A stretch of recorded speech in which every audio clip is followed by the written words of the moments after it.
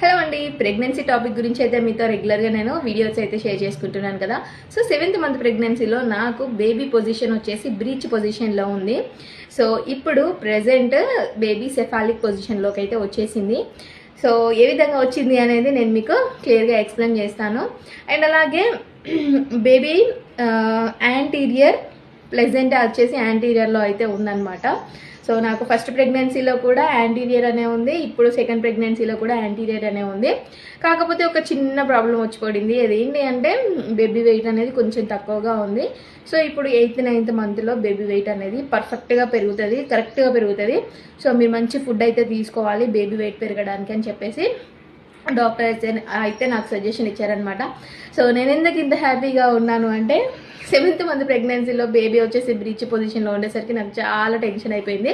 So దానికి తగ్గట్టు నేను కొన్ని ప్రాక్టీసెస్ అవన్నీ చేశాను అనమాట. ప్రెజెంట్ అయితే బేబీ మంచిగా సెఫాలిక్ పొజిషన్లో మంచిగా అయితే ఉంది. అండ్ బేబీ మూమెంట్స్ కూడా ఇప్పుడు బాగున్నాయన్నమాట.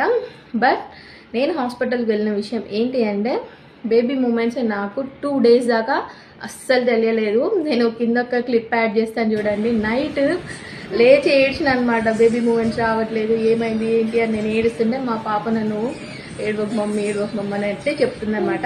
సో ఒక చిన్న క్లిప్స్ అయితే యాడ్ చేస్తాను. అండ్ అలాగే నేను వెళ్ళిన హాస్పిటల్ కూడా చిన్న క్లిప్స్ అయితే యాడ్ చేస్తాను అనమాట. సో నేను నెక్స్ట్ వీడియోలో బ్రీచ్ పొజిషన్ నుంచి సెఫాలిక్ పొజిషన్లోకి ఎలా వచ్చింది అనేది షేర్ చేసుకుంటాను. సో ఈరోజు అయితే హాస్పిటల్కి అయితే వెళ్ళొచ్చాను. ఇంకా నెక్స్ట్ ఎలాంటి డైట్ తీసుకోబోతున్నాను, బేబీ బ్రీచ్ పొజిషన్ నుంచి సెఫాలిక్ పొజిషన్కి ఎలా వచ్చింది అనేది నెక్స్ట్ వీడియోలో షేర్ చేసుకుంటాను. ఎవరైతే మన అకౌంట్ని కొత్తగా చూస్తున్నారో ఫాలో చేసేయండి. అండ్ యూట్యూబ్లో కూడా సబ్స్క్రైబ్ చేసుకోండి. ఇప్పటి నుంచి ఫుల్ వీడియోస్ కూడా నేను అప్లోడ్ చేస్తాను. Bye bye.